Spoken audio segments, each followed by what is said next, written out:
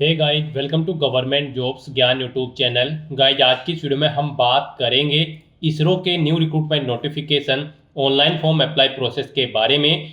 जी हाँ दोस्तों, यहाँ पर इंडियन स्पेस रिसर्च ऑर्गेनाइजेशन ने साइंटिस्ट इंजीनियर के 320 खाली पदों को भरने के लिए नोटिफिकेशन रिलीज कर दिया है।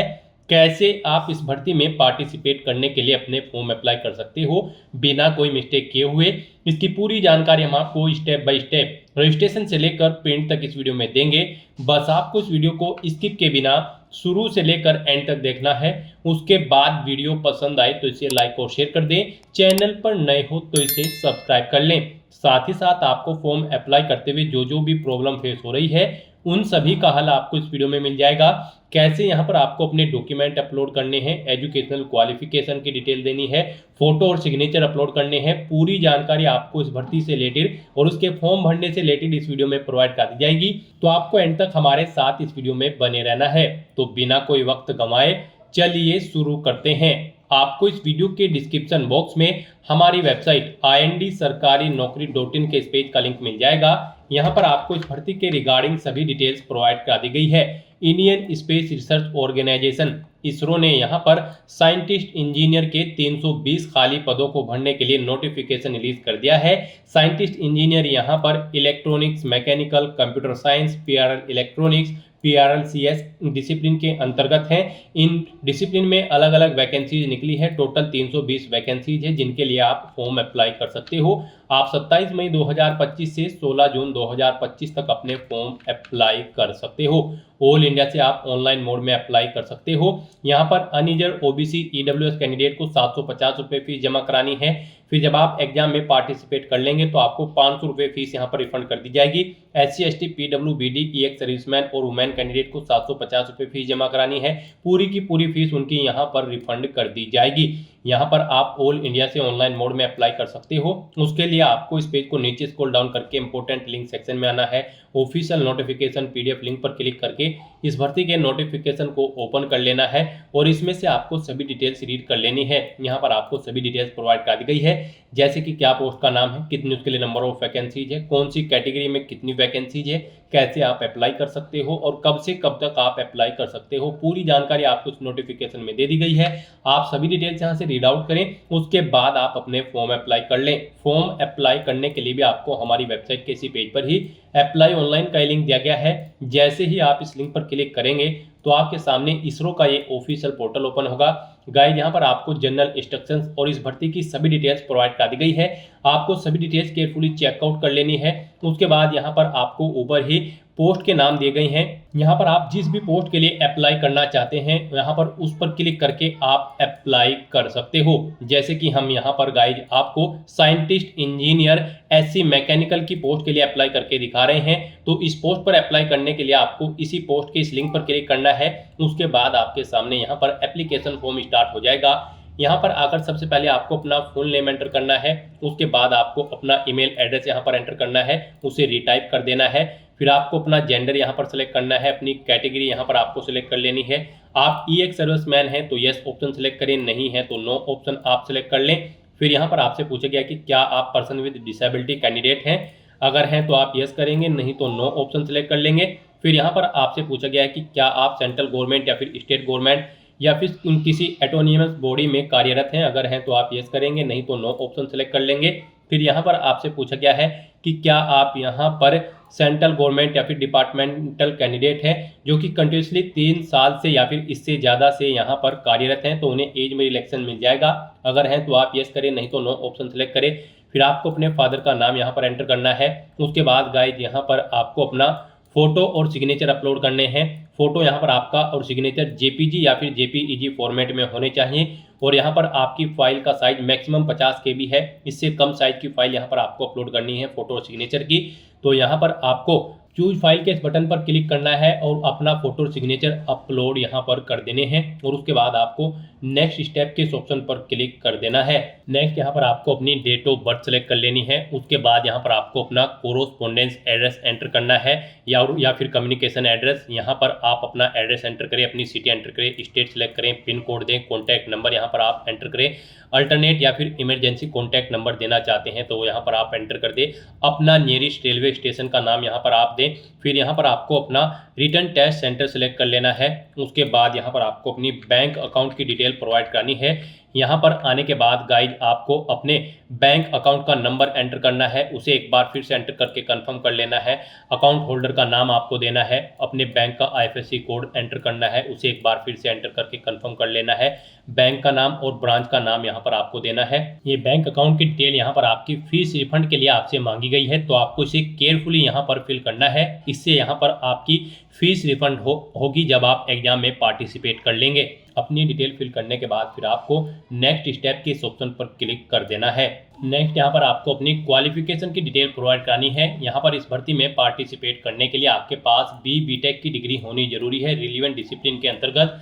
जैसे कि अगर आप साइंटिस्ट, इंजीनियर, इलेक्ट्रॉनिक्स के लिए अप्लाई कर रहे हैं तो आपके पास BTech की degree electronics and communication engineering में होनी चाहिए। मैकेनिकल ब्रांच के लिए अगर आप अप्लाई कर रहे हो तो आपके पास BTech की डिग्री मैकेनिकल इंजीनियरिंग में होनी चाहिए। और कंप्यूटर साइंस ब्रांच के लिए अगर आप अप्लाई कर रहे हैं साइंटिस्ट इंजीनियर की, तो आपके पास BTech की डिग्री यहाँ पर कंप्यूटर साइंस इंजीनियरिंग में होनी चाहिए। तो यहाँ पर आपको सबसे पहले अपनी डिग्री सेलेक्ट कर लेनी है। आपके पास BTech, BSc इंजीनियरिंग या फिर डिप्लोमा प्लस BTech जो भी आपके पास डिग्री है वो यहाँ पर आप सेलेक्ट करें अपने अकॉर्डिंग।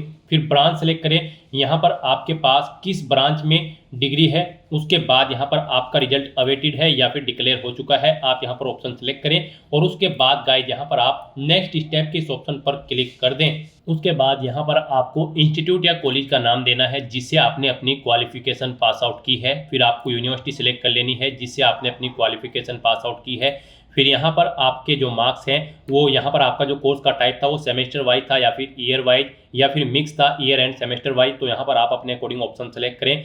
फिर यहाँ पर आपने जो स्कोर किया है एग्जाम में वो यहाँ पर टोटल मार्क्स में था या फिर CGPA में, आप अपने अकॉर्डिंग ऑप्शन सेलेक्ट करें। फिर पासिंग मंथ और ईयर यहाँ पर आप अपनी डिग्री का सेलेक्ट करें। फिर यहाँ पर आपकी यूनिवर्सिटी में कौन सी रैंक आई है, फर्स्ट, सेकंड, थर्ड या फिर अदर, आप यहाँ पर अपने अकॉर्डिंग ऑप्शन सेलेक्ट करें। उसके बाद गाइज यहाँ पर आप नेक्स्ट स्टेप के इस ऑप्शन पर क्लिक कर दें। नेक्स्ट यहाँ पर आपको अपने कोर्स का ड्यूरेशन सेलेक्ट कर लेना है। आपका जो कोर्स था वो यहाँ पर कितने सेमेस्टर में था, 7, 8, 9 या फिर 10, आप अपने अकॉर्डिंग ऑप्शन सेलेक्ट करें। और उसके बाद फिर यहाँ पर नेक्स्ट स्टेप के इस ऑप्शन पर क्लिक कर दें। फिर यहाँ पर आपको अपने सेमेस्टर वाइज मार्क्स की डिटेल प्रोवाइड करनी है। यहाँ पर आपने फर्स्ट सेमेस्टर में कितने मार्क्स ऑब्टेन किए हैं वो आप एंटर करें। टोटल कितने मार्क्स थे जिसमें से मार्क्स आपने ऑब्टेन किए हैं वो यहाँ पर आप एंटर करें। इस तरह से यहाँ पर आपको अपने सभी सेमेस्टर के मार्क्स एंटर कर देने हैं। उसके बाद गाइज यहाँ पर आपको अपनी 10+2 यानी कि 12वीं क्लास की डिटेल देनी है। यहाँ पर आपको सबसे पहले बोर्ड या यूनिवर्सिटी का नाम देना है जिससे आपने अपनी 12वीं क्लास पास आउट की है। उसके बाद यहाँ पर आपको मंथ और ईयर सेलेक्ट कर लेना है पासिंग, और कितने परसेंट मार्क्स आपने ऑब्टेन किए हैं वो यहाँ पर आपको एंटर करना है। ऐसे ही यहाँ पर आपको अपनी 10वीं क्लास की डिटेल प्रोवाइड करनी है, बोर्ड का नाम देना है जिससे आपने अपनी 10वीं क्लास पास आउट की है।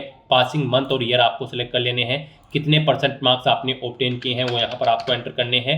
और फिर गाइज यहाँ पर आपको नेक्स्ट स्टेप के इस ऑप्शन पर क्लिक कर देना है। नेक्स्ट आपको आपके एप्लीकेशन फॉर्म का पूरा प्रीव्यू यहाँ पर शो कर दिया गया है। आपको सभी डिटेल केयरफुली चेकआउट करनी है, पेज को नीचे स्क्रॉल डाउन करना है और यहाँ पर अगर कोई मिस्टेक है तो आप प्रीवियस स्टेप के ऑप्शन पर क्लिक करके एडिट कर सकते हो, नहीं तो यहाँ पर बस अब आपको सबमिट के इस ऑप्शन पर क्लिक कर देना है। इस तरह से यहाँ पर आपका एप्लीकेशन फॉर्म सक्सेसफुली सबमिट हो चुका है। आपको एक रजिस्ट्रेशन नंबर यहाँ पर प्रोवाइड कर दिया गया है। ये रजिस्ट्रेशन नंबर और आपके एप्लीकेशन फॉर्म की डिटेल आपको आपकी रजिस्टर्ड ईमेल आईडी पर भी सबमिट कर दी गई है। आपको इन्हें केयरफुली नोट डाउन करके रख लेना है फ्यूचर यूज के लिए। और यहाँ पर गाइज अब आपको फाइनल स्टेप अपना फीस पेमेंट का करना है। यहाँ पर आप सभी कैंडिडेट को 750 रुपये फीस के रूप में जमा कराने होंगे, प्लस बैंक चार्जेज होंगे। और यहाँ पर अगर आप रिजर्व कैटेगरी से बिलोंग करते हैं तो फिर आपके 750 के 750 रुपये यहाँ पर रिफंड कर दिए जाएंगे जब आप एग्जाम में पार्टिसिपेट करेंगे। और अगर आप अनरिजर्व कैटेगरी कैंडिडेट हैं तो फिर आपको 500 रुपये फीस यहाँ पर रिफंड की जाएगी, यानी कि 250 रुपये मात्र चार्ज आपका डिडक्ट होगा। तो यहाँ पर अब आपको अपना फीस पेमेंट करना है। उसके लिए आपको इस पेज को नीचे स्क्रॉल डाउन करना है। यहाँ पर आप debit card, credit card, net banking या फिर यूपीआई के माध्यम से अपना फीस पेमेंट कर सकते हैं। तो यहाँ पर बस अब आपको मेक पेमेंट के इस ऑप्शन पर क्लिक करना है। नेक्स्ट यहाँ पर आपको आपकी डिटेल शो कर दी जाएगी। अब गाइज आपको दोबारा से यहाँ पर कंफर्म के इस ऑप्शन पर क्लिक करना है। नेक्स्ट यहाँ पर आपको पेमेंट गेटवे का ऑप्शन ओपन हो जाएगा। यहाँ पर आपको एग्रीगेटर सेलेक्ट करना है जिसके थ्रू यहाँ पर आप अपना फीस पेमेंट करना चाहते हैं यहाँ पर आप सिलेक्ट करें। फिर यहाँ पर सिलेक्ट करें आप net banking, debit card, credit card या फिर यूपीआई, जिसके थ्रू भी आप फीस पेमेंट करना चाहते हैं वो ऑप्शन आप यहाँ पर सिलेक्ट करें। फिर आप ये कैप्चा कोड यहाँ पर एंटर करें, उसके बाद इस चेकबॉक्स को ओके करें और उसके बाद गाइस यहाँ पर आप पे के इस ऑप्शन पर क्लिक कर दें। तो यहाँ पर आप अपनी चॉइस के according debit card, credit card, net banking या फिर यूपीआई के माध्यम से फीस पेमेंट कर सकते हो। डेबिट कार्ड ऑप्शन अगर आप सेलेक्ट करते हैं तो फिर यहाँ पर आपको अपना कार्ड नंबर एंटर करना है, उसकी एक्सपायरी मंथ और ईयर यहाँ पर आपको सिलेक्ट करना है। कार्ड पर जो आपका नाम अंकित है वो आपको यहाँ पर एंटर करना है। उसका 3 डिजिट का सीवीवी नंबर जो आपके कार्ड के पीछे होता है वो यहाँ पर आपको एंटर करना है और उसके बाद आपको प्रोसीड के ऑप्शन पर क्लिक करके यहाँ पर अपना फीस पेमेंट कर देना है। सक्सेसफुली फीस पेमेंट होने के बाद आपका फॉर्म सबमिट हो जाएगा। उसके बाद आपको अपने एप्लीकेशन फॉर्म का एक हार्ड कॉपी प्रिंट आउट ले लेना है फ्यूचर यूज के लिए, फ्यूचर रेफरेंस के लिए। अपने एप्लीकेशन फॉर्म का प्रिंट आउट लेने के लिए आपको हमारी वेबसाइट के इसी पेज पर ही अप्लाई ऑनलाइन के इस लिंक पर क्लिक करना है। फिर आपके सामने यही इंटरफेस ओपन होगा जहां से आपने फॉर्म अप्लाई किया था। यहाँ पर आने के बाद आपको प्रिंट योर एप्लीकेशन के इस लिंक पर क्लिक करना है और अपने एप्लीकेशन फॉर्म का एक प्रिंट आउट ले लेना है फ्यूचर यूज के लिए, फ्यूचर रेफरेंस के लिए। पेमेंट स्टेटस अगर आप चेकआउट करना चाहते हो तो आप पेमेंट स्टेटस के इस लिंक पर क्लिक करके अपने एप्लीकेशन फीस के पेमेंट का स्टेटस भी चेकआउट कर सकते हो। तो यहाँ पर अपने एप्लीकेशन फॉर्म का प्रिंट आउट लेने के लिए आपको यहाँ पर प्रिंट योर एप्लीकेशन के इस लिंक पर क्लिक करना है। फिर यहाँ पर आपके सामने कुछ इस तरह से इंटरफेस ओपन होगा। अब यहाँ पर आकर आपको पोस्ट नंबर सेलेक्ट कर लेना है, जिस पोस्ट के लिए आपने फॉर्म अप्लाई किया है। अपना रजिस्ट्रेशन नंबर आपको यहाँ पर एंटर करना है, अपनी डेट ऑफ बर्थ आपको सिलेक्ट करनी है, ये कैप्चा कोड आपको यहाँ पर एंटर करना है और उसके बाद गाइस यहाँ पर आपको प्रिंट एप्लीकेशन फॉर्म के इस ऑप्शन पर क्लिक करके अपने एप्लीकेशन फॉर्म का एक हार्ड कॉपी प्रिंट आउट ले लेना है फ्यूचर यूज के लिए, फ्यूचर रेफरेंस के लिए। तो दोस्तों ऐसे आप इसरो साइंटिस्ट इंजीनियर के 320 खाली पदों के लिए अपना फॉर्म अप्लाई कर सकते हो बिना कोई मिस्टेक किए हुए। आज की इस वीडियो में बस इतना ही। आई होप ये वीडियो आपको पसंद आई होगी। अगर पसंद आई हो तो इसे लाइक और शेयर करें, चैनल पर नए हो तो इसे सब्सक्राइब कर लें। Thanks for watching.